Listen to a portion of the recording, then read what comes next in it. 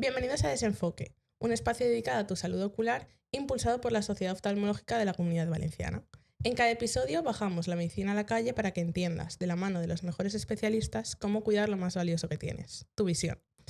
Este podcast llega a vosotros gracias al apoyo de Roche, comprometida con la innovación y la salud de nuestros ojos, y está producido por el equipo de audiovisuales de Civirred. Comenzamos.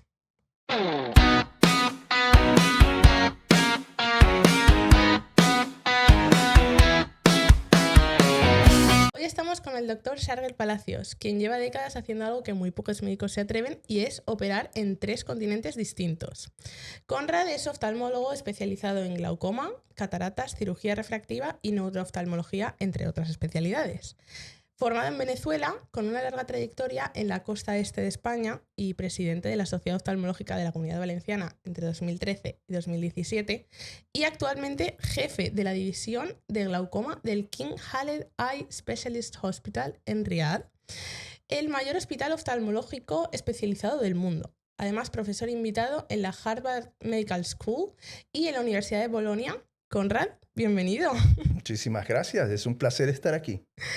Bueno, después de una introducción tan larga y tan completa, voy a necesitar que me expliques cómo lleva uno tener una vida así, cómo llega uno a tener esa vida. Eres venezolano de origen, con apellido alemán, pero llevas años entre España y Arabia Saudí. Desde un primer momento, ¿tenías planeado vivir a caballo entre países o simplemente te ha llevado la vida hasta ahí? Me ha llevado la vida hasta allí. La verdad es, como lo has dicho, mi padre es alemán, de Hamburgo, mi madre es alicantina. Yo de siempre he tenido las dos nacionalidades.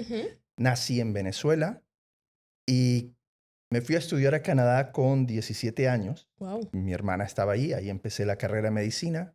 Mi beca venía de Venezuela, le entró la crisis, la primera gran crisis.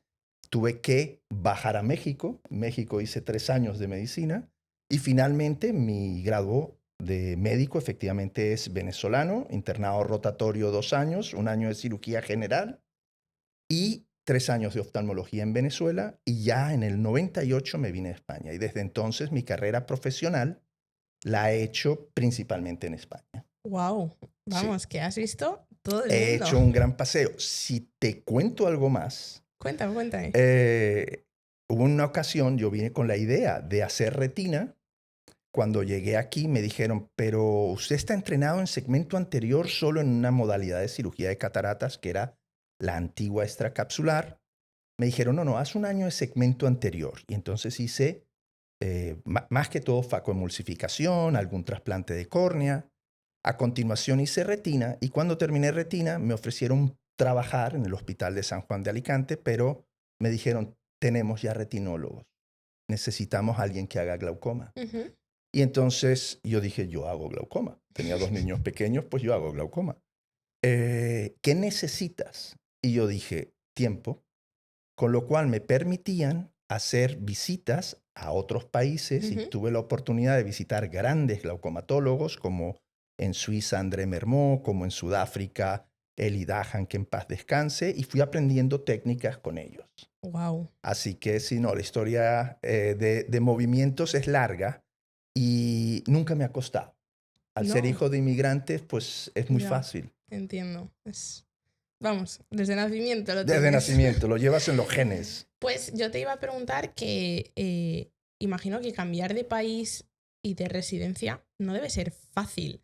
Es decir, es verdad que puedes estar muy acostumbrado, pero acostumbrarte todo el rato a tener que volver a empezar en un país, dejar atrás amigos, rutina, costumbres, no sé. Y encima, ahora que estás viviendo en Arabia Saudí, creo que para mí cambiar de un país al que ni siquiera hablas su idioma debe dar mucho vértigo. Entonces, ¿qué te llevó a ti a vivir a Arabia Saudí?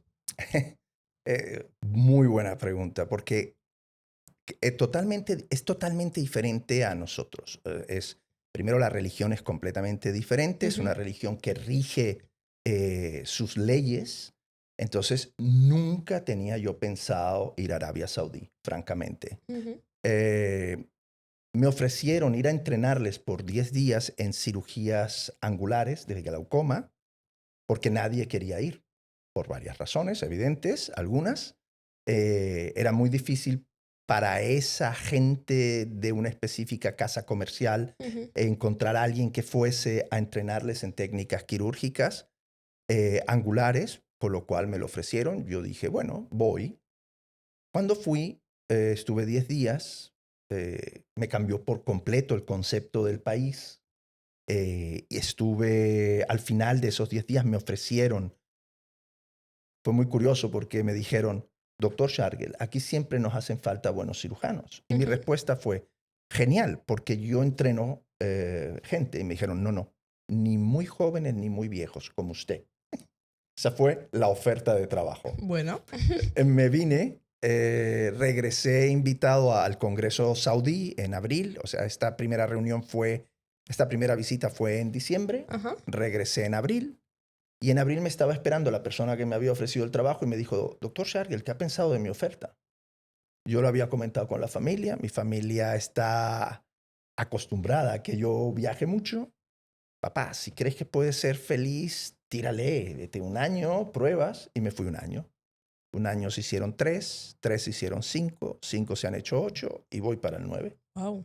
Pues oye, qué bien tener una familia que te apoya, aunque no vayáis a estar juntos el 100% del tiempo, ¿no? Correcto. Porque es verdad que también... Bueno, es un sacrificio muy grande para sí, ellos también, sin duda. Sí, sin totalmente. Duda. Bueno, pues hablemos de tu primer día en el King Khaled Eye Specialist Hospital and Research Center en Riad. ¿Qué te encuentras en el mayor hospital oftalmológico especializado del mundo? ¿Algo que te sorprendiese? Sí, mucho, mucho. Primero, en Europa podemos hacer muchas subespecialidades. Allí yo estaba prácticamente confinado o dedicado a glaucoma y las cataratas. Sin embargo, cuando yo llegué, pacientes con glaucoma y cataratas eran enviados a otra división, la división de segmento anterior, para hacer la catarata y luego regresaban a nosotros en glaucoma. Con lo cual, yo llego con una experiencia totalmente diferente y digo, no, yo mis pacientes de cataratas me los opero yo y los de glaucoma, si necesitan cirugías combinadas, también las hago yo. Pero eso es una primera cosa que me llamó mucho la atención. La segunda, solamente soy capaz de verle los ojos al personal femenino del hospital, porque llevan una prenda, no son los burkas que conocemos, se llama niqab, ¿vale? que les cubre el rostro desde la nariz hacia abajo. Y es una prenda tradicional saudí. No la impone la religión. Eso me enteré luego. Otra cosa. Claro, cuando yo veo el personal femenino así, es un hospital público, ahora hemos pasado a la Corona Real, me dan 15 días para adaptarme, para familiarizarme con el programa informático, con el desempeño, con la evolución. Como todos los hospitales tienen sus mecanismos diferentes. Y lo primero que se me ocurre a la persona que me está guiando, que es un fellow, te explicaré luego si me preguntas qué es un fellow, le digo, ¿cómo se examinan las mujeres aquí? Porque supuse que tenía que haber una diferencia. Y efectivamente, nosotros usamos una lámpara hendidura, que es un microscopio, que creo que ya te han hablado de él, que nos sentamos enfrente y vemos. Yo normalmente me siento con las dos piernas abiertas. Creo que la mayoría de los oftalmólogos nos sentamos así porque es una posición cómoda. A las mujeres tenemos que, de manera polite, de manera educada, sentarnos con las piernas cerradas y quizás hasta de lado. Son cosas que me he ido dando cuenta poco a poco a lo largo de todos estos años, pero me llamó la atención lo que me dijo el fellow. Me dijo, doctor Shargel, allá habían ingleses, americanos. Me dijo, es el primer extranjero que tiene consideración hacia la manera como exploramos las mujeres aquí. Wow. Y me llamó la atención porque, volviendo a tratar de responderte a tu pregunta, cuando cambiamos de un país, yo creo que tenemos que asumir la cultura y respetar cómo es ese país, ¿no? A mí me gustaría que en el mío hiciesen lo mismo. Pues esa es la manera como guío mi proceder allí. Y con respecto al idioma, ¿cómo es esa barrera para empatizar con los pacientes, porque además de respetar las costumbres y demás, una parte que hemos comentado en otros episodios es que es muy importante el cómo tratas al paciente. Entonces, ¿cómo te acercas a una persona que no habla tu idioma? Buah, me, me vas a dar guerra a lo largo de la entrevista con estas preguntas tan buenas.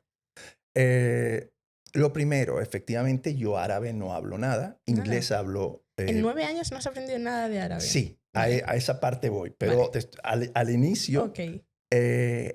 inglés hablo bien porque mi abuela era escocesa, por lo cual... Bueno, y por todo lo que has viajado. Efectivamente, pero en casa el idioma que la gente dice, padre alemán, hablará alemán. No, padre alemán de madre escocesa hablábamos inglés. Claro. Por lo cual el inglés nunca ha sido un problema para mí. Pero llego a un país donde tengo una traductora o un traductor que es el que mi explicación va en inglés a esa persona y de esa persona va en árabe a mi paciente. Yo lo primero que por supuesto aprendí es a saludar, a preguntar cómo está y si me preguntas, ¿te defiendes en árabe? La respuesta es no, pero puedo entender el árabe referente a mi profesión. Ok. Entonces, llegado a ese punto, y te puedo contar una anécdota.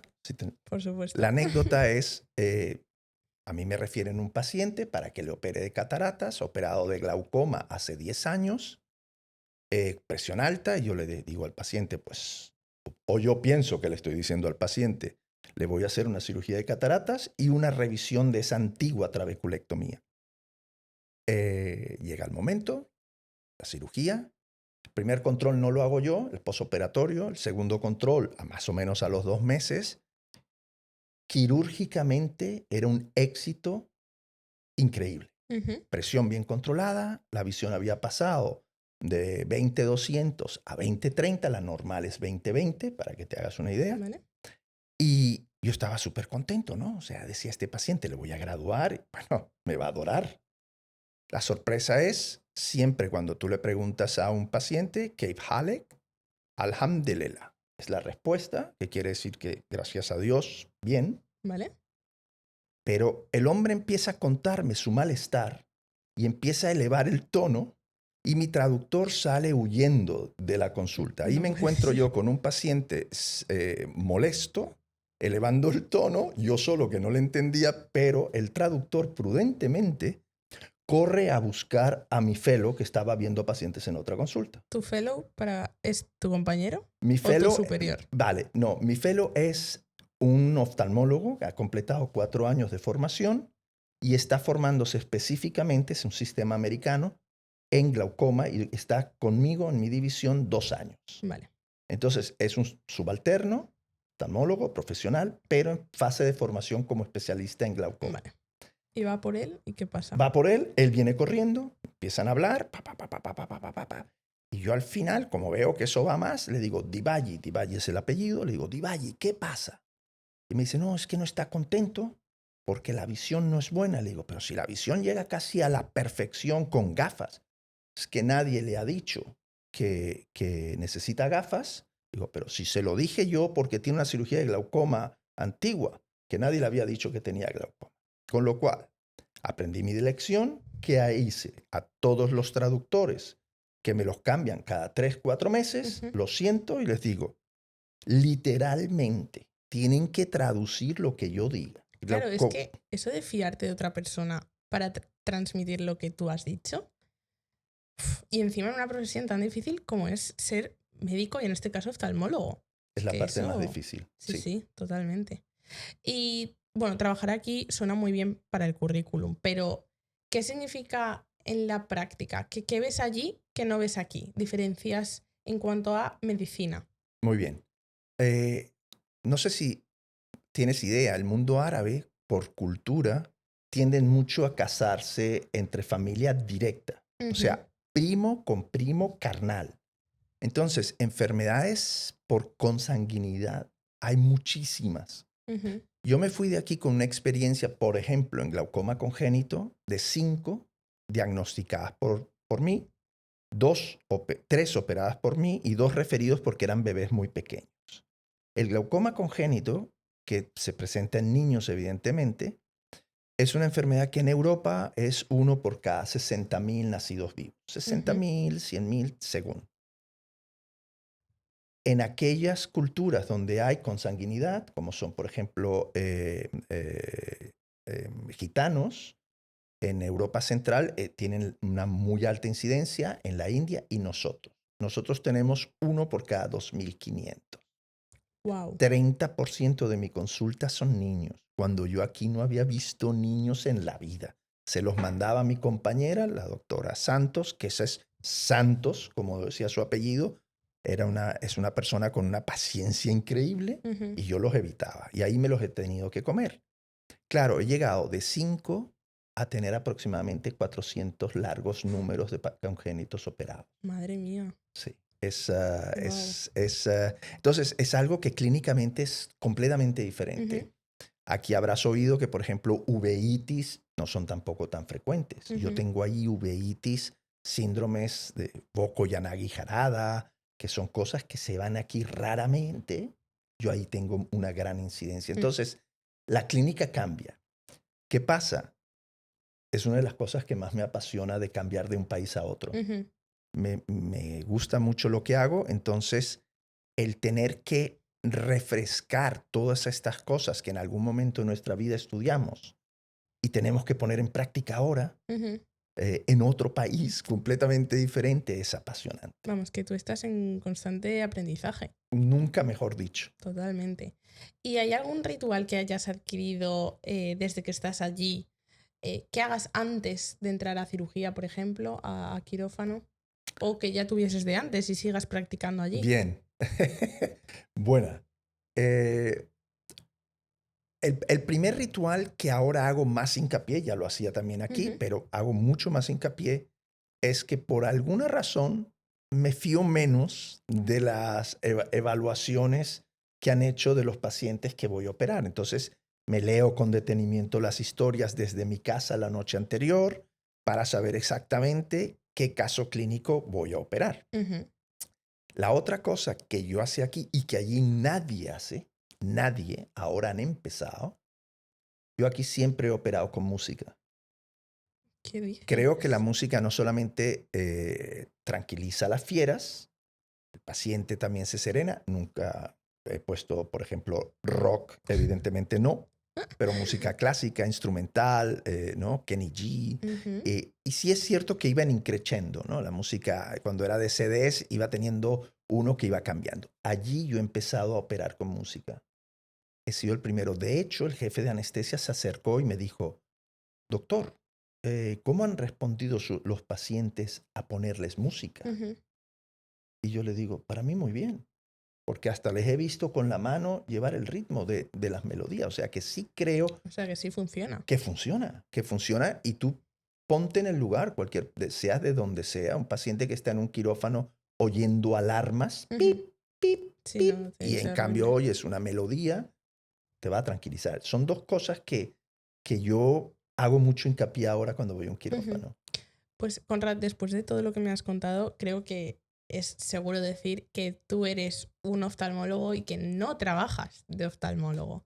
¿Cuándo crees que para ti deja de ser una carrera profesional y empieza a ser lo que es hoy en día? Como algo que es intrínseco a ti.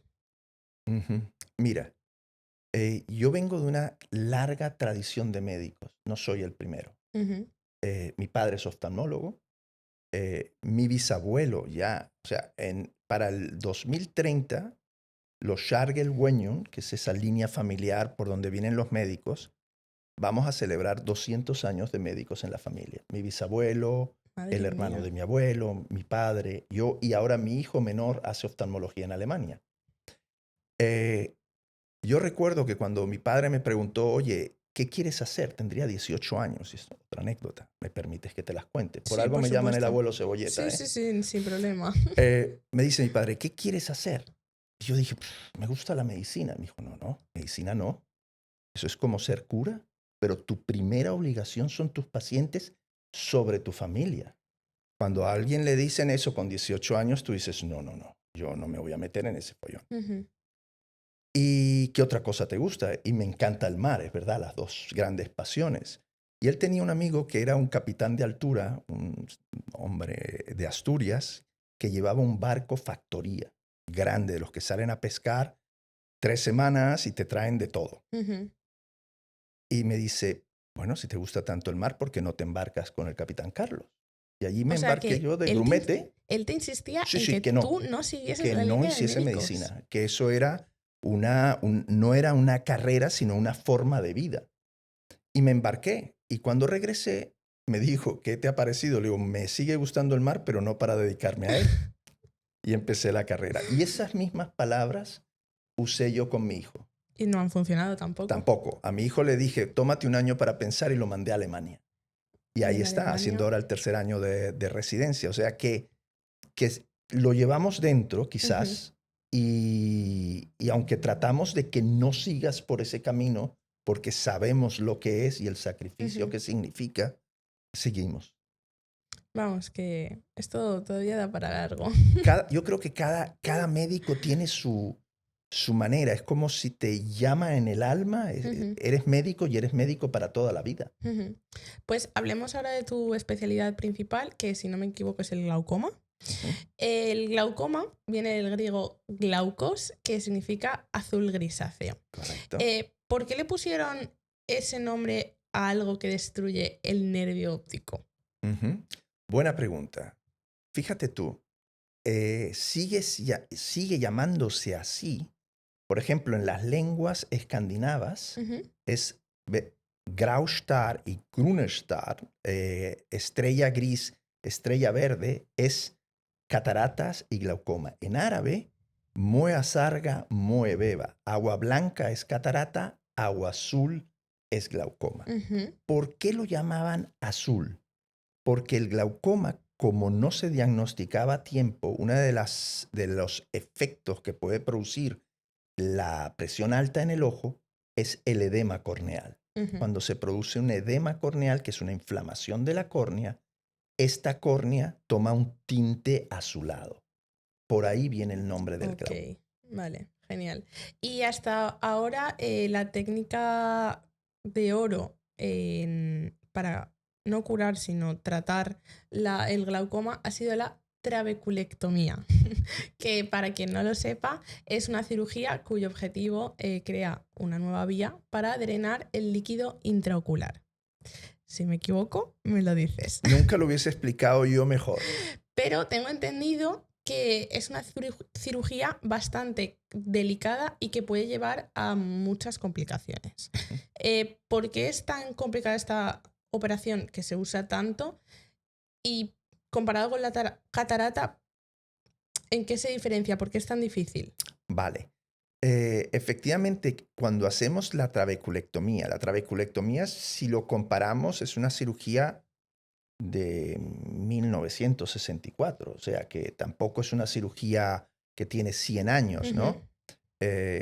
La trabeculectomía haces una ventana, la que hacemos hoy por hoy, que es una trabeculectomía protegida, es crear efectivamente una fístula, una comunicación, pero dejarle un flap. Tú estás operando un ojo que está a alta presión. Entonces, al descomprimir un ojo, al hacer una descompresión brusca, ujú, puede presentarse sangrados dentro del ojo, puede presentarse equivalentes a moretones dentro del ojo, ujú. el ojo se puede desinflar, entonces ajustarlo con las suturas es algo que cuesta, tienes que tener la experiencia. Te lo trato de explicar de la manera Sí, sí, más sí, simple. perfecto, genial, yo lo estoy Eh, entendiendo. luego, tenemos que combatir el elemento que ha hecho sobrevivir al ser humano a través de toda nuestra historia, Ujú, que es la cicatrización. Nuestro peor enemigo es la cicatrización porque queremos que por dentro no cicatrice, de manera que quede permeable esa área, pero que lo que es la conjuntiva que recubre por fuera cierre cuanto antes, vale. para que no haya salidas ni posibilidades de que se nos infecte Ujú, secundariamente. Entonces, son dos cosas que no solamente es hacer la cirugía compleja, sino el cuidado postoperatorio es también complejo. ujú, Glaucoma tiene muchas técnicas quirúrgicas, pero como no hay ninguna perfecta, es quizás la razón por la cual tenemos tantas, ¿no? Ujú. Cosa que la catarata ha ido evolucionando a través del tiempo, más o menos. Bueno, la cirugía de catarata tiene 3000 años. La primera es la reclinación. Vale. La reclinación es empujar esa lente hacia el vitrio. Eso Ujú. hacían los antiguos egipcios, árabes y judíos. Claro, eso daba luz, pero al no tener una graduación óptica, pues poco se podía ver Ujú. y produce inflamaciones. Curiosamente, todavía hay casos de chamanes haciendo reclinación en África.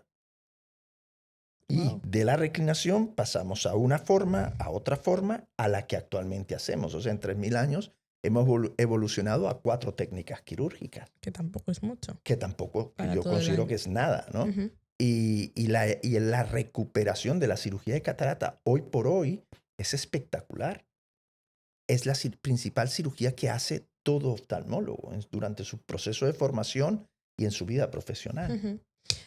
Con el avance este que estamos hablando de la tecnología y de la investigación, tú llevas años pudiendo contar con nuevas técnicas como MIGS, Ujú. MIGS, que es cirugía mínimamente invasiva y de rápida recuperación. Ujú. Yo, porque me lo he estudiado, pero creo que la mayoría de la gente que nos escucha no lo sabe. Entonces, ¿cómo se lleva a cabo esta cirugía y por qué es un gran cambio en la forma de operar los ojos? Muy bien. Buena pregunta, ¿eh?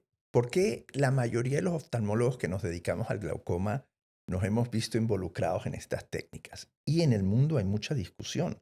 Hay grandes detractores y grandes defensores. Yo cuando suelo dar charlas suelo decir que los glaucomatólogos somos gente que nos aprovechamos, no voy a decir como parásitos, pero nos aprovechamos de todo lo que vemos que funciona por ahí. Ujú.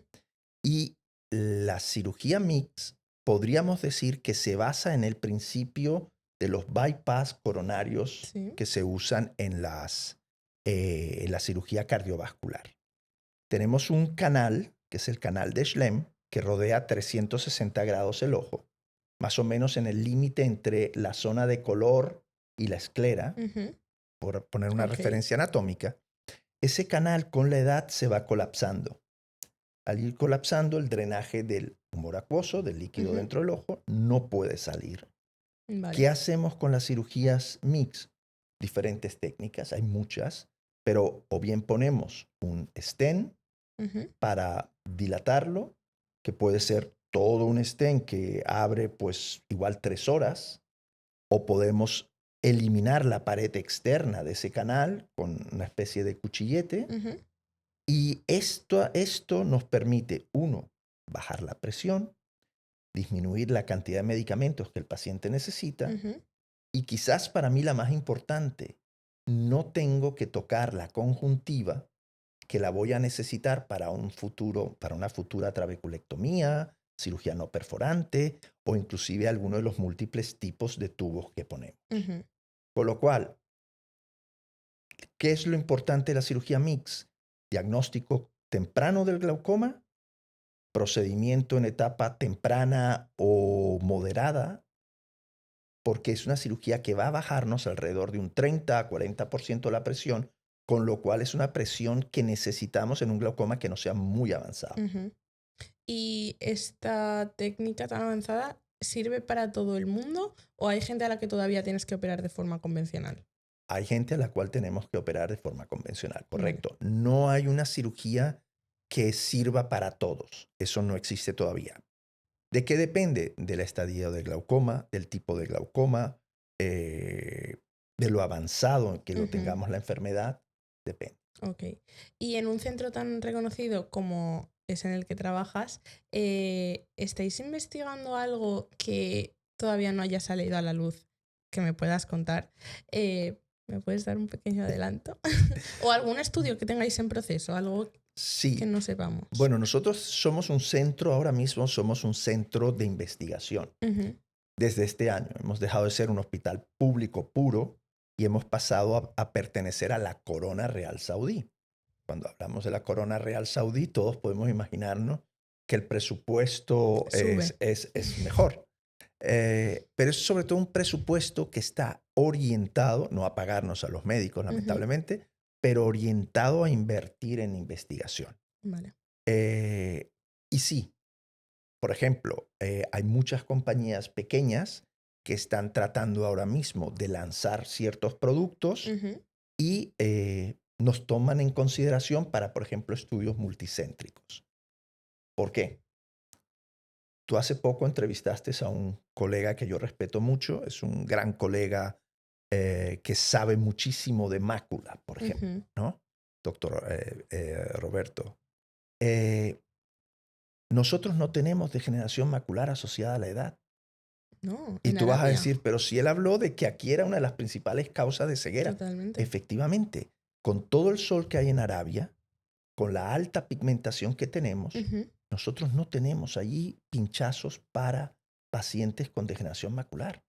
Sí se usan esos medicamentos, Ujú. pero por ejemplo para diabetes, que tenemos muchísimo. Ujú. En el campo de glaucoma, nos impulsan mucho para usar nuevos dispositivos que actualmente no han salido al mercado. Ujú. Yo los veo como un gran avance. ¿Por qué? Porque nosotros recibimos, es un hospital que tiene como función resolver, y si puedo usar la expresión coloquial, los cachirulos que nadie más resuelve. Vale. Es decir, todos aquellos pacientes que en sus áreas, un país de 2 millones de kilómetros cuadrados, caben 4 Españas, no se han podido resolver en su región, Ujú. nosotros los tenemos que resolver. Vale. Entonces, yo por lo que he peleado en estos 8 años, en los 5 que llevo de jefe de la división de glaucoma, es opciones. Que no sea yo el que diga, tú como mi cirujano que Ujú. eres, vas a usar esto. No, yo como tu jefe te pongo todas las opciones, tú como cirujano, de acuerdo a tu paciente, Ujú.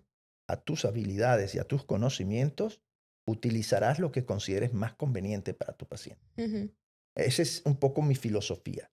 Tenemos varias cosas, tenemos pues ahora mismo en estudio fármacos nuevos, tenemos un tipo de tratamiento que es a base de neuroestimulación, Ujú. tenemos dispositivos quirúrgicos que estamos ensayando.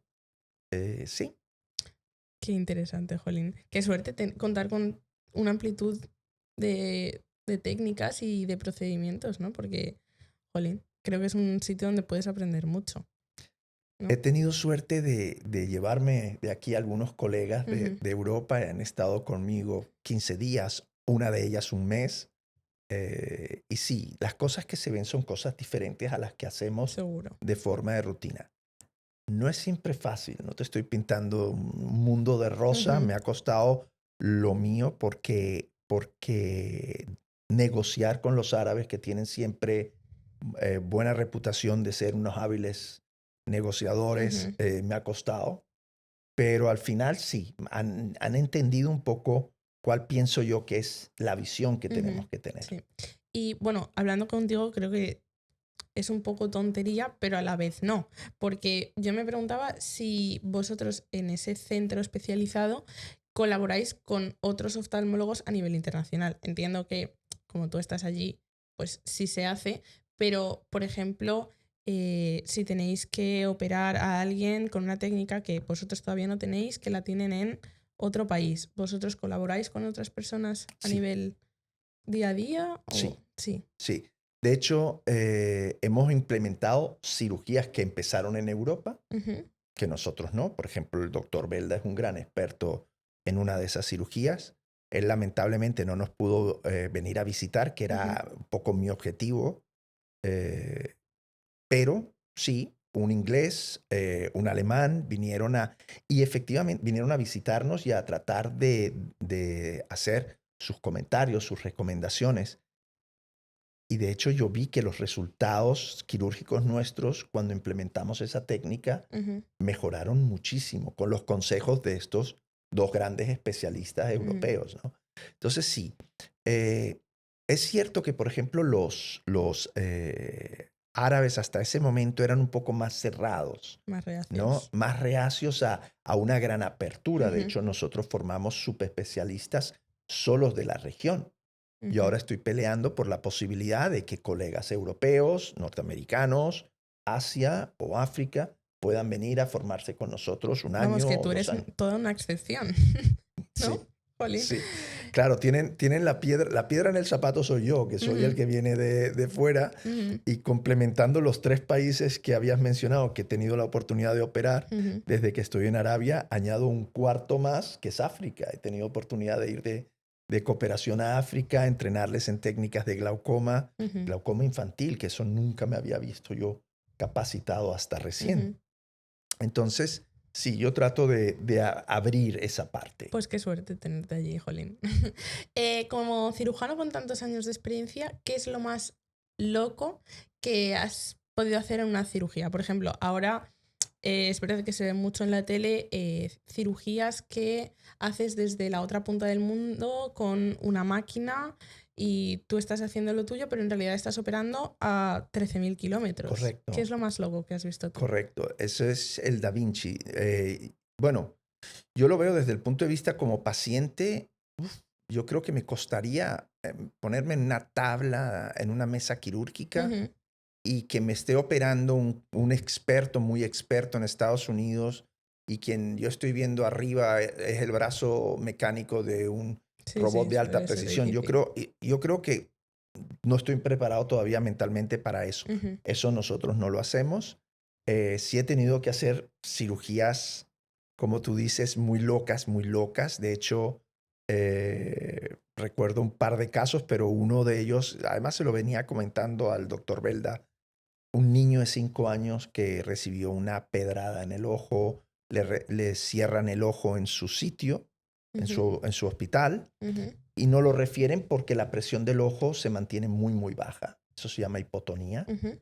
y presenta no solamente hipotonía numérica, que es un número bajo de presión ocular, sino clínica de que es demasiada baja la presión. Entonces el ojo por dentro como que se arruga como una pasa. Ujú, Y claro, nos reportan, con las técnicas que tenemos, nos reportan dónde está, por decirlo de alguna manera, la avería, ujú. que es en una área anatómica que se llama el cuerpo ciliar, que se había separado de la esclera. Pero yo cuando lo trataba de buscar con nuestras lentes, yo no lo encontraba. Con lo cual, la historia viene porque estoy de guardia y yo, como es un terreno entre glaucoma y segmento anterior, le digo al fellow que está de guardia, le digo, consulta con segmento anterior, Ujú, a ver si ellos la quieren hacer la cirugía. No por sacudirme el marrón, ¿eh? No por eso, pero por no pisotear que alguien quisiera hacerlo. ujú. Me llama de regreso y me dice, no, no, dice segmento anterior, doctor Sharger, que lo hagamos nosotros.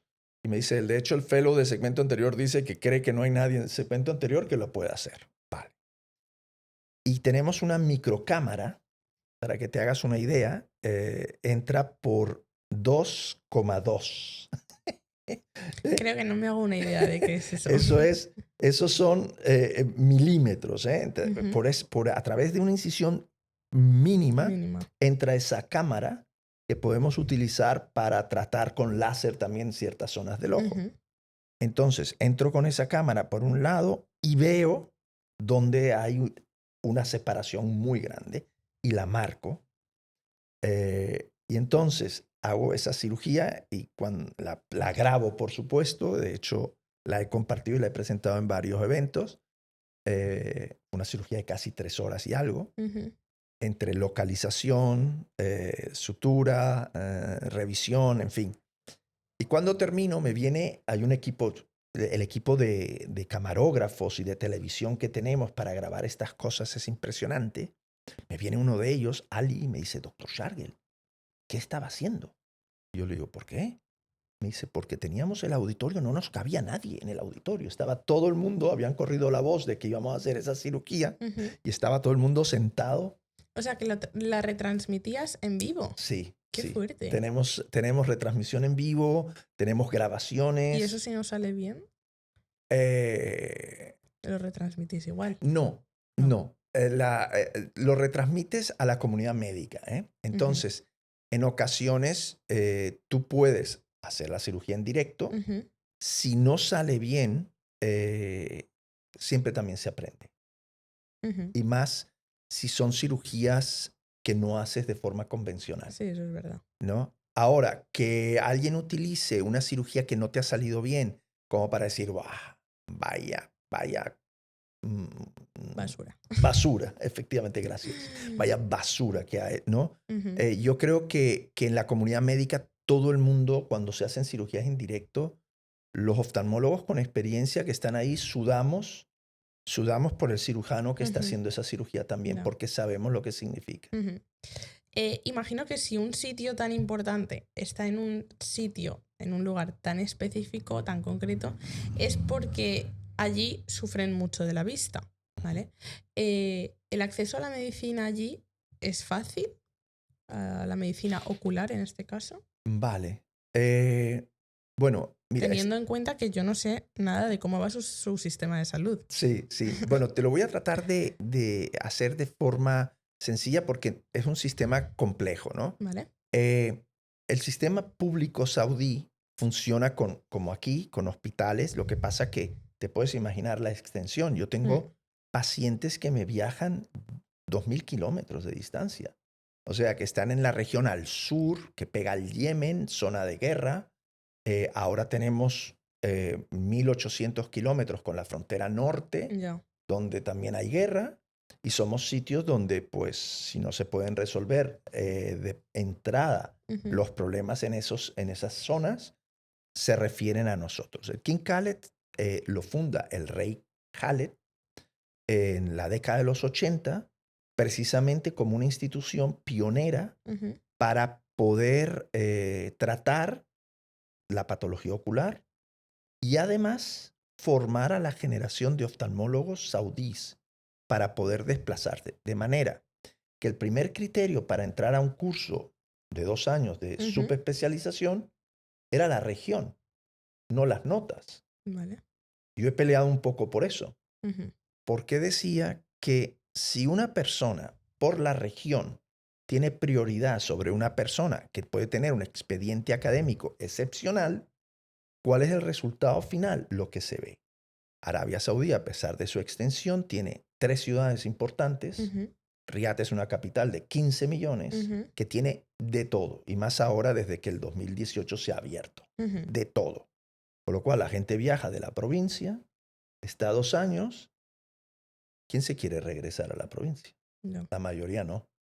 Y más porque consiguen trabajo en el sistema privado, que es ya, el que económicamente más rendimiento te da. ya. Entonces, el acceso a la sanidad tiene sistema público, Ujú, pacientes entran al hospital, ujú, tienen un sistema privado que funciona muy bien. ujú, La medicina terciaria, que es el nivel subespecializado, funciona excepcionalmente. La medicina de familia es la que no va tan bien. O sea, el ya, primer peldaño es donde hay mucho problema. ujú, ok. Y Conrad, allí en Arabia, ¿tienes un público concreto u operas a gente de todas las edades? Porque como hemos hablado antes de tema niños, ¿tienes un público concreto? Yo, en teoría, soy glaucomatólogo de adultos, Vale.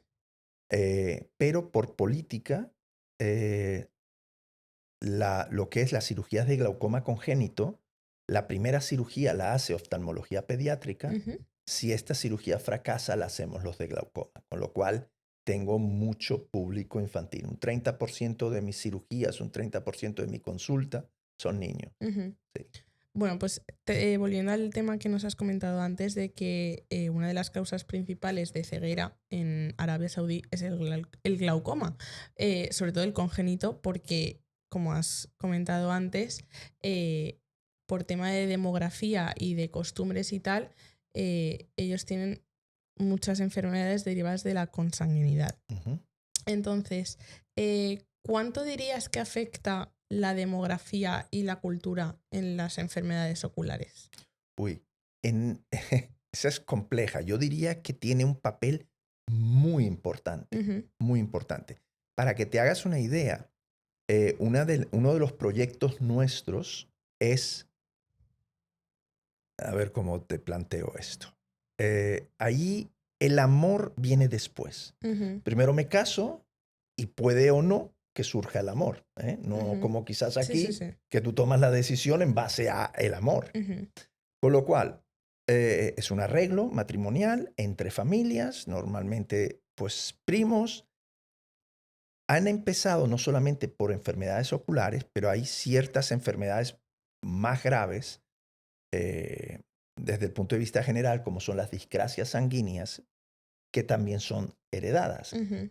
Basándose en un proyecto que ya se estableció, que es hacer una prueba prematrimonial genética para ver si se portaba eso, nosotros surgimos con la idea de hacer también un test genético prematrimonial Ujú. para ver si se porta, porque el gen que causa el glaucoma congénito, específicamente en Arabia, hay 3 o 4 importantes, pero el más importante, responsable de casi el 80%, es el C1B11. Te Ujú. lo digo en inglés porque es como me lo Perfecto. he aprendido.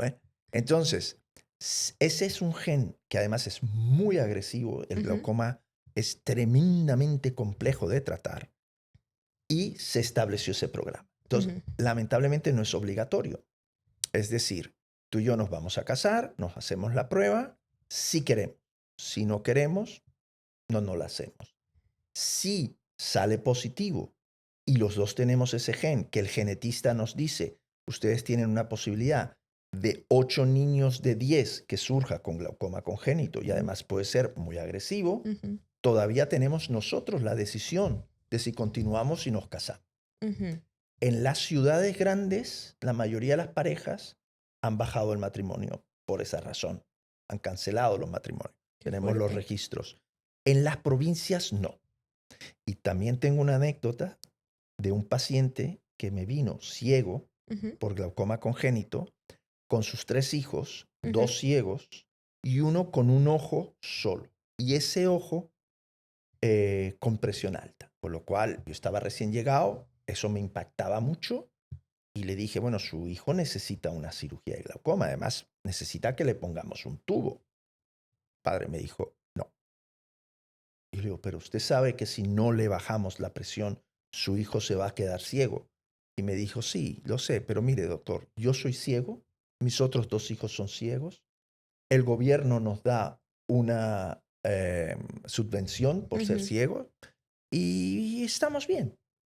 Claro, ¿qué argumento puedes usar tú contra eso? Ya, ya. No, supongo que tienes que respetar lo que te Efectivamente, pidan. Sí. efectivamente, O sea, creo que también es una de las dificultades de ser médico. efectivamente. Sí. Otra de tus especialidades que me fascina un montón es la neurooftalmología, que combina medicina ocular con medicina cerebral. ¿Tú estás de acuerdo en que el ojo es la ventana al cerebro? Sí, la ventana del alma, La no ventana del solamente alma. del cerebro, la del Ujú. alma. Sí, a través del ojo podemos diagnosticar muchas enfermedades. Ujú. De hecho, hay instrumentos que los oftalmólogos usamos poco, como es Ujú. el oftalmoscopio directo, Ujú. que von Helmholtz lo describió hace probablemente ahora 200 años, más de Ujú. 200 años, y que sirve para ver el nervio óptico, partes de la retina. A través de ese instrumento, y yo he dado cursos de eso sobre todo a médicos de familia, es más fácil de controlar la evolución, por ejemplo, de un paciente con hipertensión Ujú. o de un paciente diabético, pacientes con diferentes enfermedades neurodegenerativas, ¿no? Inclusive evaluaciones de la capa de fibras nerviosas con otros equipos que tenemos ahora. Hay estudios que empiezan a decir que ciertas enfermedades de la vejez, Ujú. Alzheimer disease o enfermedades de demencia se Ujú. pueden diagnosticar con antelación Ujú. a través de ver esa pérdida de capa de fibras nerviosas, Ujú. que no es exclusiva del glaucoma. Por eso la neurooftalmología y el glaucoma van tan íntimamente Tan de la relacionados, mano. porque ambas estudiamos el nervio óptico Ujú. en detalle, ¿no? Sin embargo, todavía nos falta Ujú. por llegar a ese test diagnóstico que podamos decir, bueno, mira, le vamos a tomar una foto y con esta foto podemos predecir si va a tener usted Mm. demencia senil o Alzheimer. Ujú. Justo te iba a preguntar ahora sobre ese tema porque Pepe ya nos dejó caer que mirando un ojo podías detectar muchas cosas. ¿Tú qué es lo más inesperado que te has encontrado al mirar un ojo? Simplemente con mirarlo. Sí. L- Yo recuerdo, además es una foto antigua porque la tengo en una Ujú, diapositiva, ¿no? Pero es una foto que siempre me llamó mucho la atención porque era un ojo que cuando mirabas hacia lo lejos, notabas una diferencia en el reflejo. Nosotros ujú, tenemos un reflejo, ¿verdad? Cuando tomas esa fotografía que las cámaras que no tienen antirreflejo ujú. rojo te daban ese brillo Sí. de la retina, pues esta fue una paciente que se acercó, vino a una consulta ordinaria y trae una foto y me dice, doctor, es que yo me veo el reflejo rojo y es diferente de los ojos, ¿no? Pues claro, de entrada yo pensé, bueno, igual es el ángulo por donde vino el flash, pero veías realmente la foto, era una foto de frente, ¿no? Ujú, Entonces la mujer la examinamos y claro, tenía un tipo de tumor muy grande, bueno, un tumor frecuente en esta zona, el melanoma. La verdad para mí fue una sorpresa porque el diagnóstico no fue de que ella notase afectaciones de la visión. No, no, ella notó en una foto familiar de un evento familiar que uno de los ojos tenía un reflejo rojo diferente. qué fuerte. Y quizás si ahora nos están oyendo mucha gente, va a Ujú, fijarse en las total. fotos, ¿no? Que a veces son detalles que vale la pena en, en visitas comentar, ¿no? Ujú, sí. Y en cuanto a líneas de investigación en esta rama, si es verdad que podemos detectar o podéis detectar eh, Alzheimer antes de que haya síntomas, eso debe ser una grandísima noticia para la medicina. Exactamente cómo está conectado el ojo al cerebro para que te diga si vas a sufrir esa enfermedad o no. Eh, eh, Fíjate tú, si tuviésemos la respuesta para esa tremenda pregunta, probablemente mucho del trabajo de los investigadores se hubiese ya resuelto, ¿no? Ujú, Pero más o menos la explicación que yo suelo darle a mis pacientes, ujú, aplicable a muchas partes, ¿no? El ojo realmente es una proyección del cerebro, es como la cámara que podemos estar usando, que está conectada a través de un cable, ¿verdad? ujú, Si tú cortas ese cable transversalmente, lo vas a ver lleno de filamentos de cobre. ujú, Entonces, por ejemplo, el glaucoma que hace por presión castiga esos filamentos de cobre y los vamos perdiendo. ¿vale? Pero también parte de esos filamentos de cobre se pueden perder si alguna de estas enfermedades neurodegenerativas en el cerebro están afectando ese tracto, ese cable que conecta. Ujú, Ese es un poco el fundamento. ok. Si yo tengo una enfermedad que me está degenerando neuronas por detrás, Ujú, al final esas neuronas irán desapareciendo.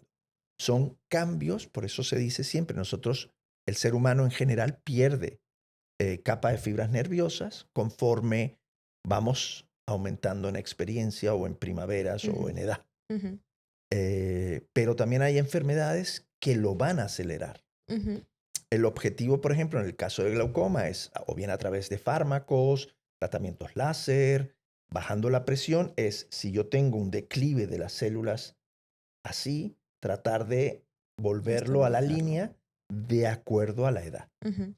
¿Cómo es estudiar la parte que tiene en común el ojo y el cerebro e intentar entender el funcionamiento de un órgano tan complejo como es el cerebro? Difícil.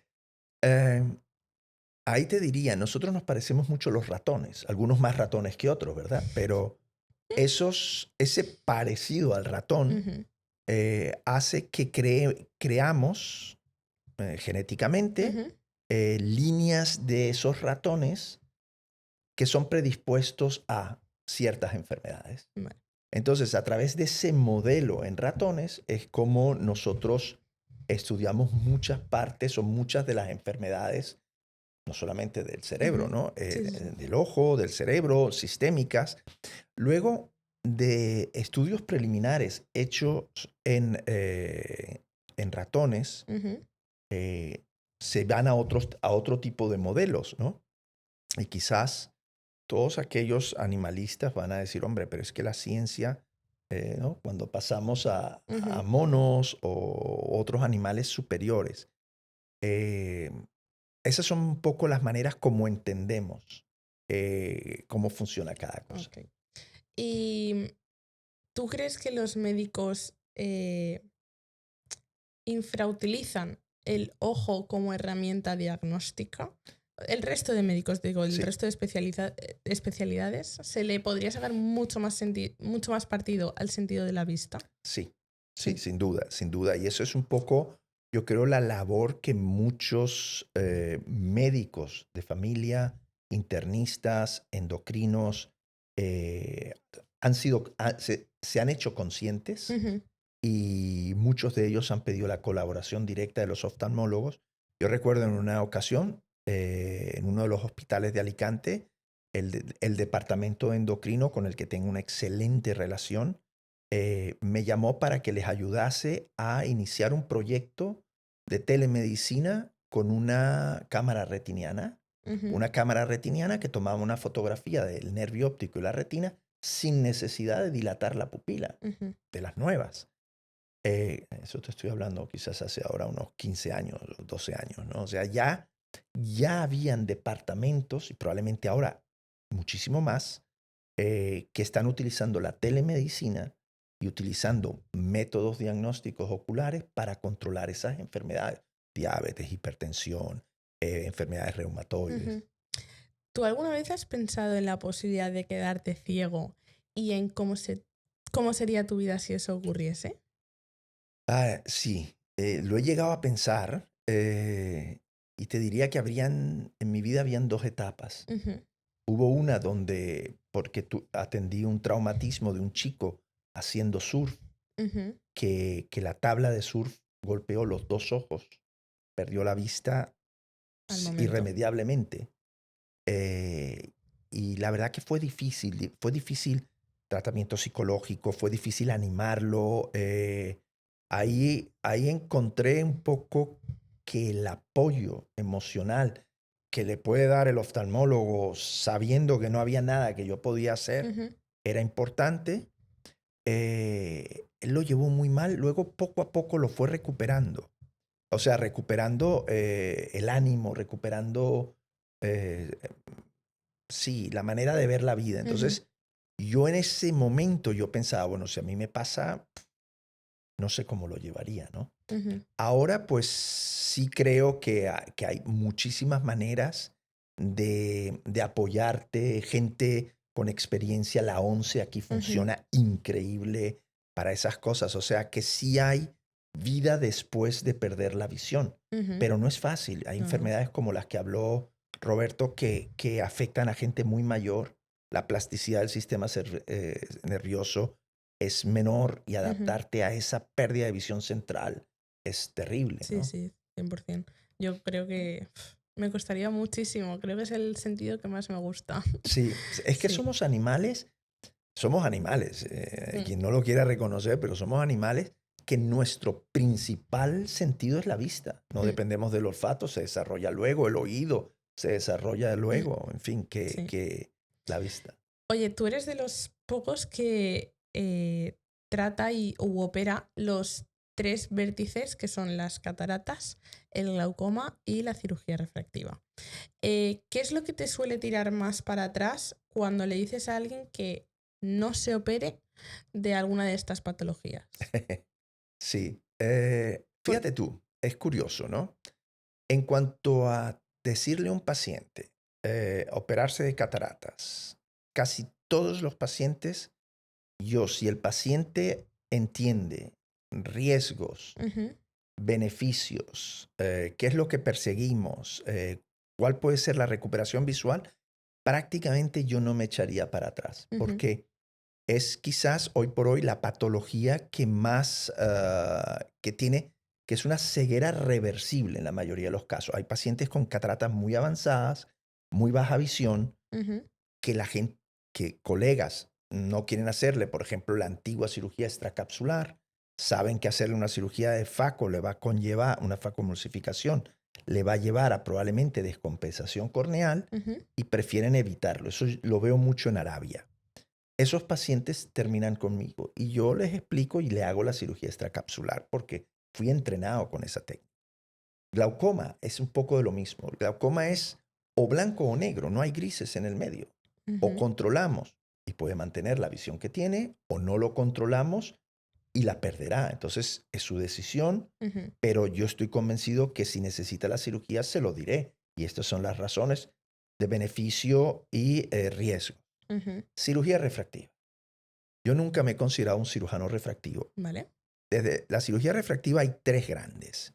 Tú puedes ser un cirujano facorrefractivo, es Ujú, decir, quitar el cristalino como una cirugía de cataratas para al mismo tiempo corregir las dioptrías. ujú, O puedes, si es un paciente muy joven con muchas dioptrías, poner una lente entre el cristalino y el iris, esas se llaman ICLs. ujú, Esas dos técnicas he hecho y las he hecho más frecuentes. Cirugía láser lo hice en una etapa muy temprana de mi vida, ujú. pero realmente no es una cirugía que yo haga. Ahora mismo eso ha cambiado mucho, con lo cual no la haré. Las ICL, fíjate tú, en mis pacientes eran normalmente familiares de pacientes con glaucoma Ujú, que le ok. decían a su hija o a su hijo, si el doctor Shargel te pone la ICL, y yo decía, bueno, pero no, no, si usted la hace, yo le pago la cirugía, Ujú. más o menos. Eh, sí, fundamentalmente esas son las dos grandes que yo hago. Entonces, sí es cierto que soy quizás de los cirujanos que haga esas dos cirugías refractivas, el que menos cirugías refractivas haga. Vaya. Y bueno, aunque tú no te dediques especialmente al tema del láser, ¿tú dirías que el láser tiene un límite, un alcance al que ya no puedes llegar a corregir más y a partir de entonces, si lo usas, puede ser perjudicial? Correcto, Sí. sí. Eso sí fue un límite que ya el profesor Barraquer en sus años describió. O sea, Ujú, el láser talla entre 10 y 12 micras por dioptría. Entonces, tú necesitas tener suficiente espesor corneal ujú, para poder tallar esas dioptrías. Hablamos de miopía, ¿no? Porque cada una de las ametropías, miopía, ujú, hipermetropía o astigmatismo, tiene su manera de corregir. Es verdad que los nuevos láseres son increíbles, pero ese límite existe. Entonces, claro, pacientes con muchas dioptrías no les podemos tallar si encima tienen una córnea ya. delgada. Esos son los pacientes que hay que considerar si son jóvenes, hacerle una ICL, Ujú, si son de edades ya cercanas a los 50, podemos hacerle cirugía sobre el cristalino y perdonar, por decirlo de alguna manera, la córnea, dejándola para corregir cualquier pequeño defecto que nos ujú. haya podido quedar en el calvo. ¿Y tú tienes o has tenido pacientes que se hayan arrepentido de operarse? Pues fíjate, cuando empezaron a salir las lentes multifocales, Ujú, que son las que usamos para corregir la presbicia, yo siempre he pasado mucho tiempo explicándole a los pacientes lo que iban a notar, ¿no? ujú, ok. Por ejemplo, los halos, explicándole que las lentes multifocales dan una gran independencia de las gafas, pero que no piensen que van a tener una visión como cuando tenían 14, 15 años, ¿no? No, Eso seguro que sobre no. todo con la presbicia. Yo recuerdo que en un sitio que trabajaba me decía el gerente, doctor, usted es el que menos lentes multifocales pone. Y yo le decía, bueno, también soy el que menos problemas tiene, ¿no? En plan de broma, Ujú, hablándolo, porque es una cirugía como la cirugía de cataratas, pero el paciente tiene que saber qué se va a esperar. Cuando el paciente lo tiene bien entendido, normalmente te venían a la consulta, recuerdo una señora que me decía, bueno, doctor, tengo los halos que usted me comentó. Pero como estaba preparada, pues, lo llevo bastante bien, ¿no? ujú, Y algunas personas que, por ejemplo, me decían, no, yo para conducir en la noche tengo problemas, entonces usábamos alguna gotita de las que se emplean para el tratamiento de glaucoma que cierra un poco la ujú. pupila, entonces notaban que esos efectos. Pero realmente que yo haya tenido que sacar alguna lente multifocal, no. Sí he tenido pacientes que, por ejemplo, a pesar de tener una visión del 100% de lejos y 100% de cerca, se quejaban, ¿no? Y no estaban muy contentos, con lo cual siempre te hace un poco pensar. Sí. Aquí uno de mis dos especialidades. Yo nunca opero con lentes multifocales Ujú, un paciente que potencialmente esté en riesgo de tener glaucoma. ¿Por qué? Porque el seguimiento de esos pacientes es luego problemático. ujú, Campo visual necesita sensibilidad al contraste que te reducen estas lentes. Algunas de estas lentes hacen pequeños saltos en pruebas estructurales, ujú. en fin. Es una suerte contar con alguien que te prepara para lo que viene después, porque es verdad que si a ti no te avisan de todas las consecuencias que va a traer esa operación, pues tienes muchas más posibilidades de arrepentirte de decir, jolín, ¿por qué he pasado yo por este proceso que además me está trayendo más problemas todavía? Correcto, Entonces correcto. es muy guay. Y de forma más personal, si un familiar tuyo te pide operarse de miopía, por ejemplo, ¿tú le operarías? Bueno, de miopía no, pero he de confesar que yo operé cataratas a mi madre. Uh, Sí, o sea que para ti el factor emocional no tiene un gran papel en una, tiene, en una tiene operación. muy gran papel, tiene un Vale. gran papel, pero eh, había que conocer a mi madre, ¿no? Ella, a pesar de que yo le dije, mira, doctor Belda, he trabajado con él 15 años, uno de los Ujú, mejores cirujanos que conozco, el doctor Javier Placeres, brillante cirujano de retina. Le digo, mamá, tienes aquí compañeros míos. Yo te he criado a ti y quiero que tú me operes. Era muy difícil decirle que no. ujú, Entonces, lo primero que tienes que tomar en consideración es si eres capaz de controlar tus emociones. Uno tiene que ser objetivo en eso. mm, Cuando yo totalmente. la estaba operando, que la operaba con anestesia tópica, es decir, Ujú, gotitas, yo recuerdo que mi madre hablaba mucho, la habían sedado un poco ujú, y estaba hablando. Yo a mis pacientes los dejaba hablar porque me di cuenta que era una manera como se relajaban, ¿no? Cuando llegaba a pasos críticos de la cirugía, le ujú, decía, sabes, ahora por favor, le dije así a mi madre, ahora por favor señora, cállese porque estoy en un paso crítico y cuando termine este paso ya seguimos la conversación. Terminé la cirugía, todo fue bien, gracias a Dios. Y la enfermera se me acerca y me dice, doctor, usted mandó a callar a su madre. Y yo le dije, en ese momento no era mi madre. Si yo claro. no hubiese podido hacer esa diferenciación, no la hubiese operado. Lo peor de la historia es que mi suegra, a quien quiero muchísimo, y ella me quiere como un hijo, no como el marido de su hija, me pidió que la operase también. Y ella estaba nerviosa antes de empezar la cirugía. Ujú. Y mis palabras para tranquilizarla fue, Mercedes, tranquila, ya practiqué con mi madre. Wow, qué fuerte. Sí, las dos quedaron muy bien, gracias a Dios, pero yo creo que es algo que todo médico tratamos de no hacer. Sí, creo que sí. Tratamos de evitar operar un familiar directo. Ujú, Hay que hacerlo. O sea, lo que pasa es que hay situaciones en las cuales, no soy el único, hay situaciones en las cuales nos vemos obligados, ujú, quizás, ¿no? ujú. Y en Arabia Saudí, ya cambiando de, ya no nos alejamos del tema personal, eh, la población con miopía, sé que tú no la tratas como tal, pero es bastante elevada a causa de la falta de actividad al aire libre y de la proximidad de las pantallas, que esto lo hablamos hace poco con el doctor Barranco. Eh, ¿Tú tienes delante una gran generación con potenciales pacientes de cirugía refractiva? Ahí sí, hay bastantes pacientes potenciales para cirugía refractiva. Ujú, Pacientes muy miopes y también, de hecho, tenemos varios estudios que están en marcha, lo contrario, hipermetropías muy altas, ujú, ojos muy pequeños, eso se llama nanoftalmos. Eh, ¿Por qué el nanoftalmos? Ahora estamos precisamente, tenemos una primera fase de ese estudio que está ahora en consideración por un journal, que es la parte clínica, ujú, y estamos haciendo el estudio genético, porque también por consanguinidad existe esto.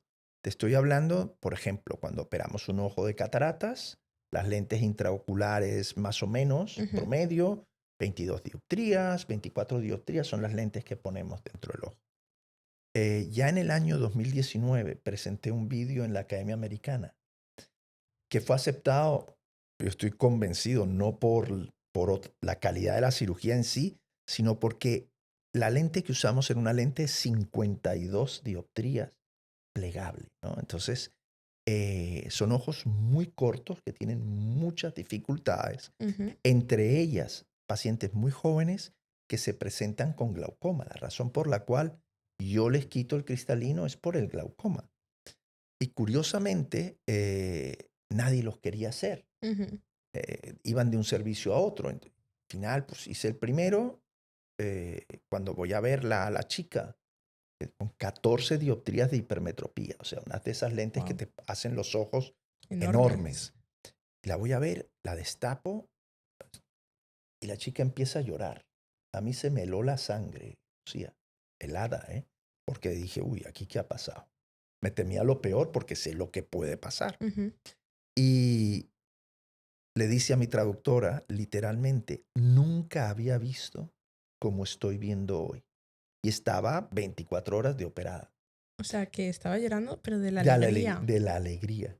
Entonces, eso me motivó a estudiar muy bien los casos y de hecho, pues es curioso porque a partir de ella me empezaron los colegas a enviar pacientes, no, doctor Shargel, porque usted tiene interés. Y yo decía, yo no tengo ningún interés, pero nadie más los quiere hacer.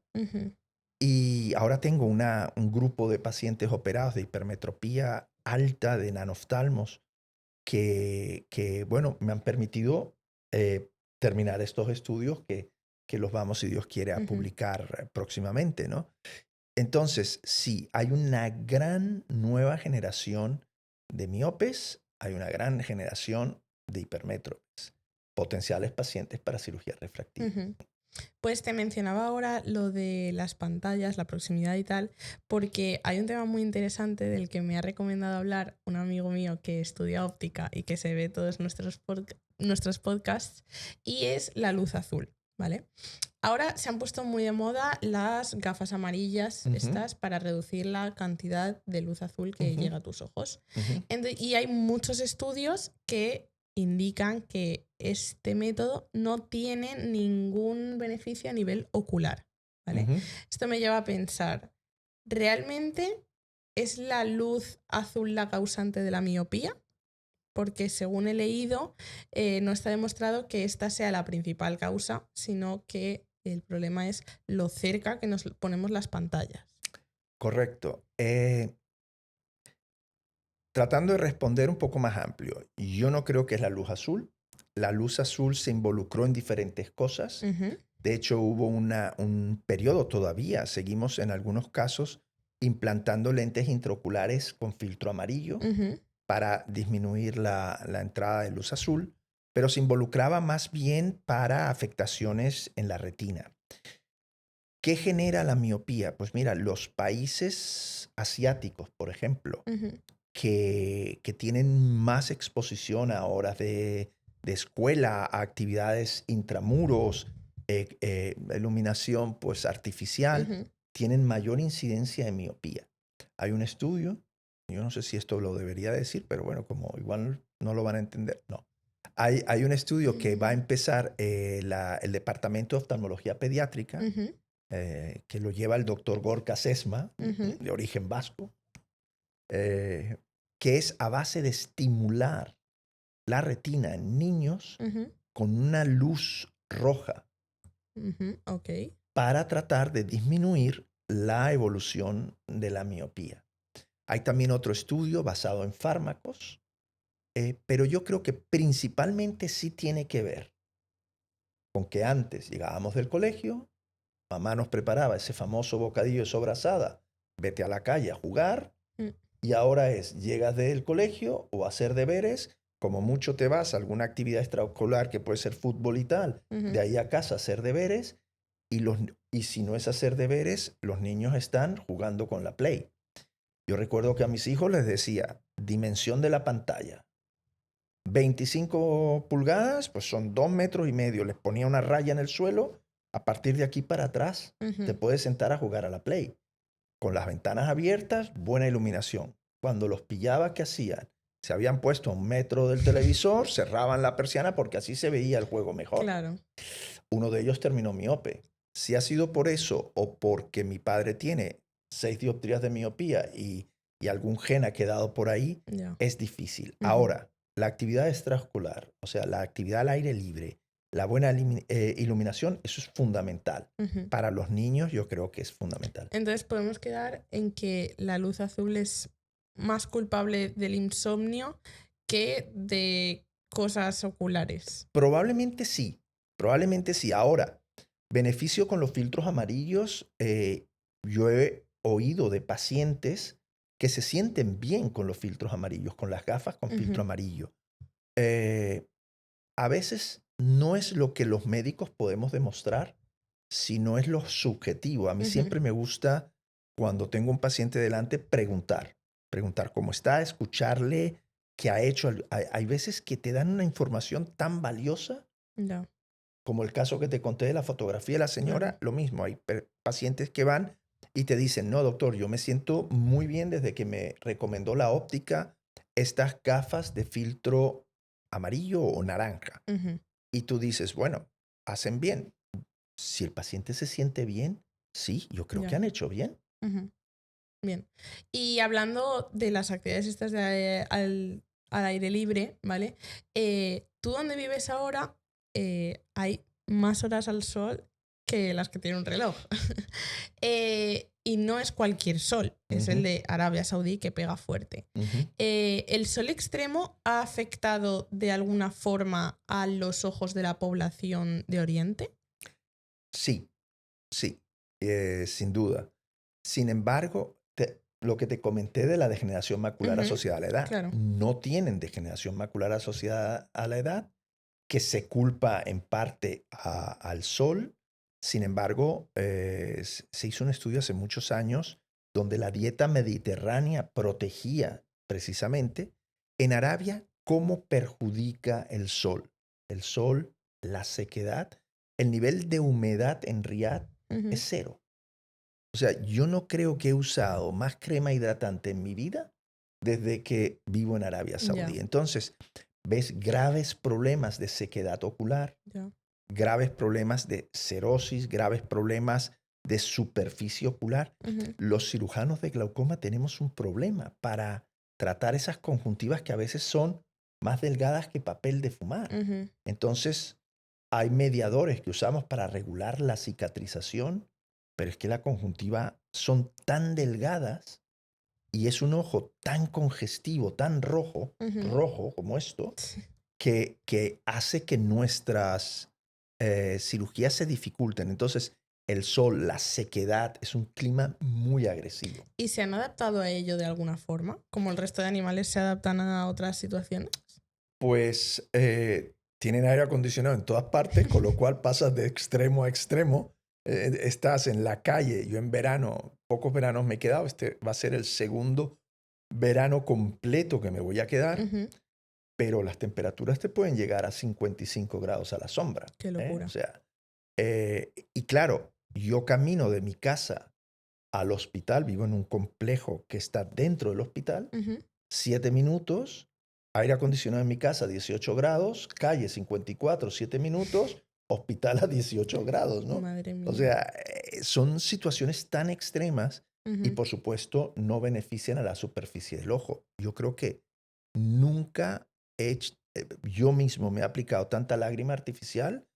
Los pacientes hemos prescrito tanta lágrima artificial. Si se han adaptado pues a controlar la temperatura, si la ropa árabe, si la ves, que es un traje, ¿no? El suk, que es esa como bata túnica blanca suelta, pues yo voy con mi bata principalmente porque me protege del sol. Entonces son métodos de adaptación, sí. ¿Y cada cuánto te encuentras tú un ojo de color claro por allí?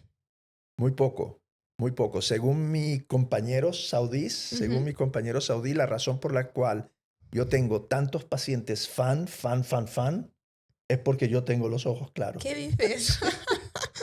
Qué fuerte. Es verdad que igual para ellos Es como un shock Sí, ver, sí. en este caso, ojos azules. Sí, O sí, sí, sí, ojos sí. verdes. O, sí. Los niños, ves que se quedan mirando, mirando, Ya. mirando. Es muy gracioso porque, no sé si eso puedo comentarlo, si no ya lo cortarán. A mí me gusta el Real Madrid, aunque Ujú. estoy ahora en Valencia, pero me gusta el Real Madrid. Entonces, ahí son fan del fútbol español Ya. increíble, ¿no? O Real Madrid o Barcelona. Además, ellos dicen Barcelona. Y yo tengo el pin del Real Madrid Ujú. aquí en la bata. Y cuando entran los niños ahí, la manera de romper el hielo, saludo y tal. Y cuando los veo con el dedo, les digo, ¿Real Madrid o Barcelona?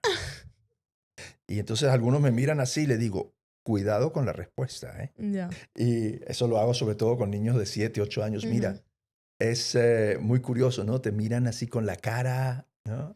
Sí. Y una pregunta un poco más desenfadada. ¿Quién es el contacto más famoso a nivel médico que tienes en el teléfono? Si se puede decir. El contacto más famoso, A nivel médico, bueno, es muy famoso en Arabia Saudí, ¿vale? es el hermano del rey. Wow. Wow. El hermano del Que no rey. es poco, ¿eh? No, para Arabia Saudí es un contacto muy importante. Lo tuve de paciente, Ujú. vino a una segunda opinión, gracias a Dios. No hubo que hacer nada más. Yo estaba preocupado hasta que lo vi, bueno, todo bien. Y me dice, doctor, ¿de dónde es? Y yo dije, yo soy español. Pues le voy a llevar una tortilla española. Le digo, hombre, tortilla española, las mías Esa, también son esa ya la he buenas. probado. Pero me trajo una tortilla, el tamaño yo creo que era del tamaño de la mesa. ¿Qué dices? Como lo oyes, tuve que cortarlo en trozos y repartirlo entre el vecindario, porque Qué para mí fuerte. era imposible acabarme esa tortilla. Estaba muy Qué buena, muy buena. fuerte. La verdad que ese es el contacto que tengo en el teléfono Ujú. y que él me tiene en el teléfono. Qué fuerte. Porque cuando tuvimos la guerra, Ujú. ahora recién, yo tenía un viaje que tuve que posponer. Y él se ofreció y me dijo, doctor, si alguna vez tiene dificultades para regresar, llámeme. No sé a qué se refería, me Ujú. imagino que me buscaría, Sí. pero yo pensaba para mí adentro, no, ¿para qué le voy a llamar? Yo prefiero quedarme más si estoy en España, Ujú. pero bueno. Sí. Y bueno, aparte de el factor emocional con la familia, el factor emocional de estoy operando a alguien tan importante, a ti te afectaba, intuyo, igual no. Eh, sí, he operado, ahí los llamamos pacientes, very important patient, no, very important persons. Como las VIP. VIP son, sí, VIP. Además tenemos un área para ver los pacientes Ajá. VIP. He operado varios. Tú sabes, Arabia tiene más de 1500 príncipes y Wow. los clasifican de acuerdo a la importancia. Es decir, hay príncipes de nivel 1, nivel 2. Entonces, yo he operado a alguno, no directamente la Casa Real, pero sí, tienes el estrés. Yo trato de no pensar a quién estoy operando. Para mí todos los pacientes son iguales. De hecho, eso fue una contestación que le di al manager de esa área VIP porque se molestó porque me retrasé en ir a ver a los pacientes. Estaba viendo niños y, doctor Shargel, cuando le llamamos de VIP, usted para todo lo que está haciendo y viene. Y yo estaba como una fiera y le dije, para mí no hay nadie VIP excepto los niños que están en sedación porque están bajo fármacos. Así que no me vuelva a llamar. No nos hablamos durante 6 meses, el manager y yo, y ahora soy el que más VIP tiene de la división de glaucoma. Qué fuerte. Y bueno, ya terminando más o menos, ¿cómo dirías que te ha cambiado a ti la vida el ser oftalmólogo? Wow. Fíjate tú, una cosa que es increíble, ¿no? Nosotros llevamos, y es así, nos acordamos de todos aquellos casos Ujú. donde el resultado no fue el que queríamos. Aquellos que el resultado fue excepcional, Ujú. excelente, pues un poco se van desvaneciendo, Ya. ¿no? Porque lo que te marca es lo que has querido hacer y no has podido hacer. Ujú.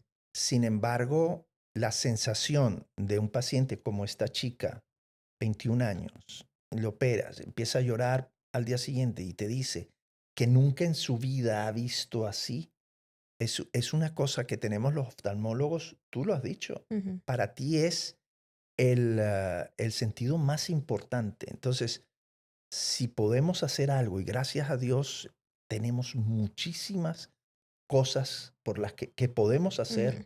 para mejorar la calidad de vida de un paciente, mejorarle la visión a un paciente, eso te da una satisfacción enorme, Ujú. enorme. Ya.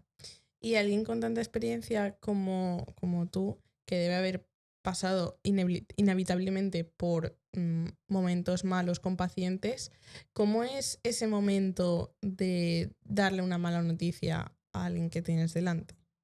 Sí, he tenido varios, porque una de las cosas que me ha apasionado Ujú. siempre de la oftalmología era el trauma ocular. Ujú. Entonces el doctor Belda, que ha sido mi jefe y quizás podría decir el mejor jefe que he tenido en mi vida, eh, me daba mucha libertad en el sentido de que si él veía que yo tenía alguna afinidad, alguna cosa que me gustaba, y trauma ocular no lo quiere hacer nadie, Ujú.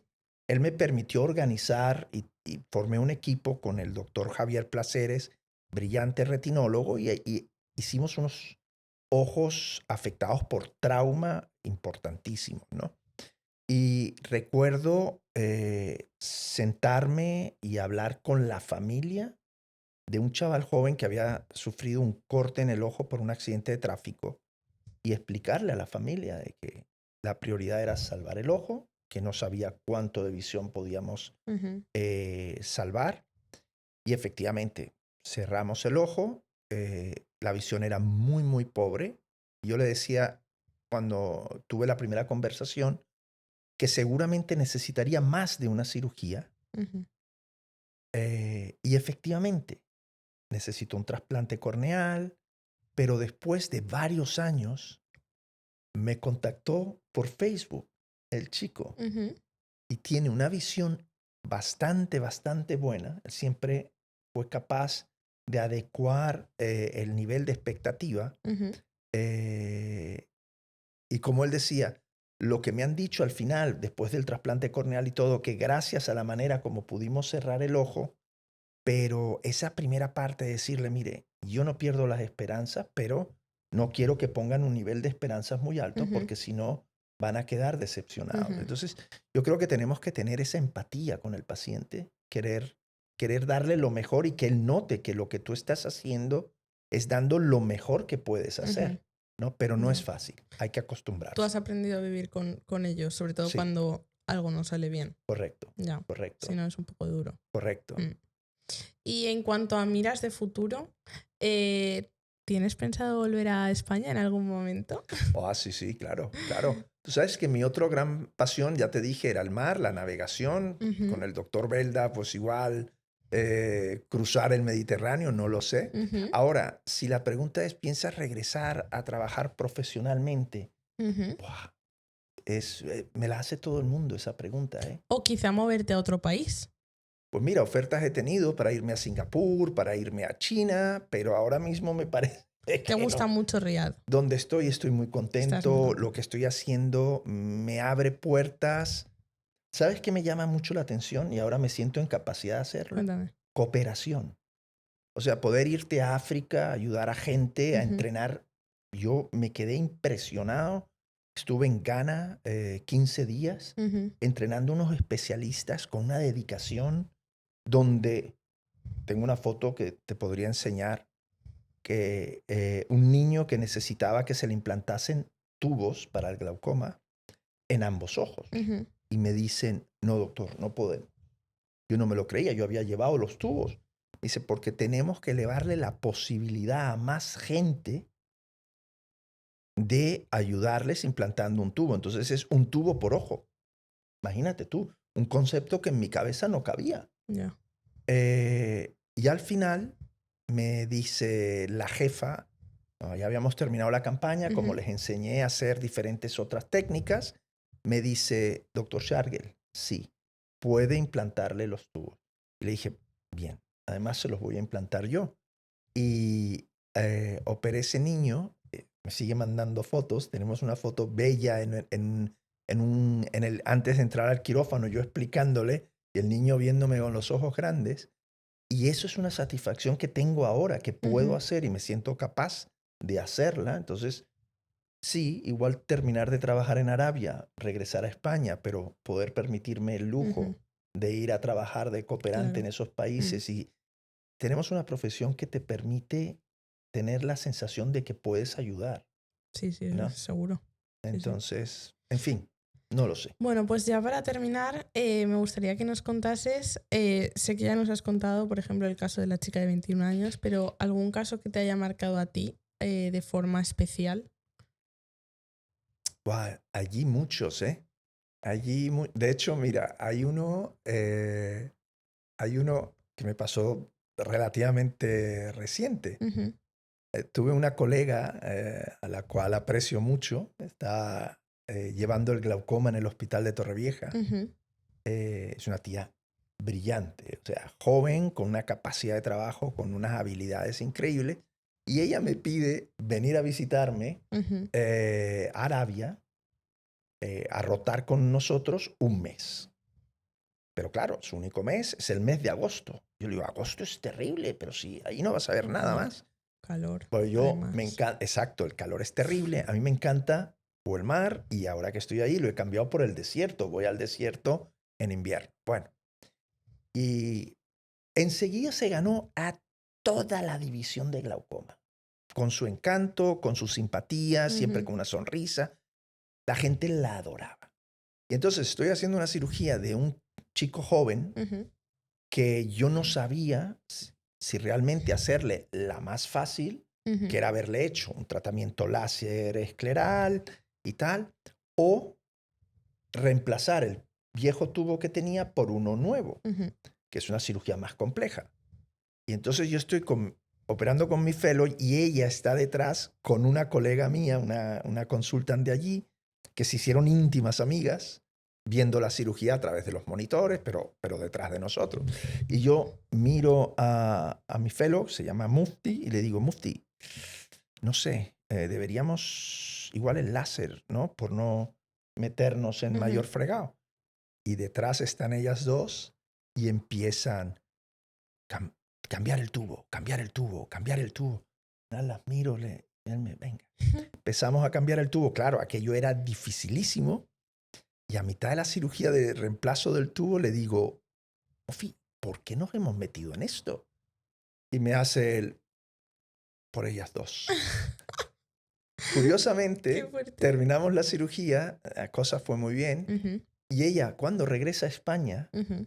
varios meses después, se ve en una situación similar. Y me escribe y me manda un WhatsApp y me dice, Conrad, gracias a lo que pude ver allí, pude hacer la cirugía aquí. Entonces, son esas cosas que dices, Qué guay. "Buah", no solamente en el momento de la Ujú. cirugía, sino en el post quirúrgico que dices, bueno, Y mira, con sobre este... todo, no solo es una experiencia positiva con un paciente, sino que también es una experiencia positiva con una compañera, que además de los pacientes también, jolín, está en la vida entre médicos, entre oftalmólogos, y eso es muy guay de ver. Así progresamos en esta Mm. profesión. Cuando la gente, los, en los congresos, hablamos, nos informamos de los casos, Mm. qué he hecho yo con esto. ¿Tú sabes esa expresión tan bonita que dice que cada maestrillo tiene su librillo? Sí, Pues eso, aquí se aplica total. qué guay. Si alguna de las personas que nos ha visto hoy, de los que nos ha escuchado, tiene que llevarse una cosa, un consejo, ¿qué le dirías? Yo le diría que lo primero, se haga su revisión oftalmológica. ¿Vale? Hay que hacer una revisión oftalmológica. Hay etapas en la vida donde se marcan por ciertas enfermedades. Por Ujú. ejemplo, si son padres con ametropías, miopías sobre todo, que se pueden heredar, llevar al niño a hacer una revisión, porque si se detecta a tiempo estas estos defectos refractivos. El tratamiento para la ambliopía mejora, con lo cual es importante esa edad. Normalmente en los chicos que están en etapas de estudio del bachillerato o del instituto, otra revisión. A partir de los 40, 50 años hay enfermedades que predominan. Glaucoma, por ejemplo, que es el ladrón de la vista y no tiene manifestación. Por supuesto, si hay alguna enfermedad como diabetes, como hipertensión, controles de la retina son importantes. Y luego, en etapas 50, 60 años, para las revisiones maculares que ya han hablado. Entonces, la revisión oftalmológica es algo fundamental. La prevención nos permite resolver los problemas con la menor capacidad de tener mayores dificultades. Ya. Lo que nos han dicho todos, vaya. Todos estamos criados en la Sí, misma escuela. Sí. Y ya una última pregunta para acabar. ¿Tú estás orgulloso del legado que has dejado en el campo de salud visual? Yo estoy contento con lo que he hecho. Quiero hacer más. Quiero hacer más. Entonces, hasta que no haga ese más, no estaré totalmente contento. Ya. Esa es la realidad. Ya. Pues nada, muchísimas gracias por acompañarnos hoy, Conrad. Ha sido un placer tenerte aquí y escucharte. Y a vosotros, gracias por acompañarnos en este episodio de Desenfoque. Esperamos que estos minutos te hayan ayudado a ver el mundo un poco más claro. Recuerda que la prevención es la mejor herramienta para tu salud visual y si te ha gustado, no olvides suscribirte y compartir este contenido con el hashtag Ojo al Dato para ayudarnos a difundir salud. Este programa ha sido una iniciativa de la Sociedad Oftalmológica de la Comunidad Valenciana con el patrocinio de Roche y la producción técnica de Cibirred. Nos escuchamos el próximo mes y hasta entonces no olvides cuidar tu mirada.